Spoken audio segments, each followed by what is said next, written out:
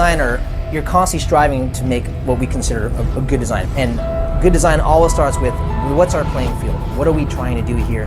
What are our constraints? Every single widget that's in these shots, every single thing that's there has been thought about. The audience may not pick up on what that is. They just know they can relate to it because it's intuitive. And that's a word that came up over and over again in this HUD design process. Is it intuitive?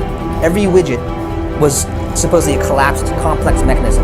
But once it was activated, it would explode open in Z-axis space. So information is simple at first, but then becomes more complicated and revealed as you need it. The other notion was that it's sometimes Jarvis is bringing up information, sometimes he's calling information. One, it had to be performance driven.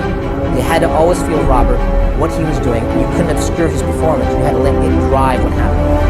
Two, you had to let the Z-axis, you had to really feel the Z-axis space. So you wanted to feel the depth of when graphics came through and how it was displayed. And three, you should always have what he called an alpha event, or something that it was doing at that moment. So each shot has one thing, at least one thing you could point to and say, this shot's about target, this shot's about horizon. So once we sort of figured that out, it drove the rest of the process. Our approach on the design of all the HUDs together was that the Ironmonger HUD was the HUD that Stark Industries released to the military.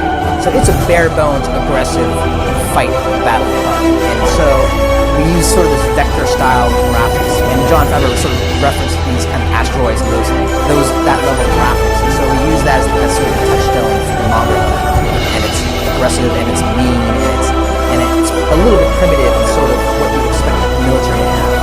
And then when we went to Tony, we said he would take that technology and make it his own. He would make it slick just like he is. He would really think about the UI design.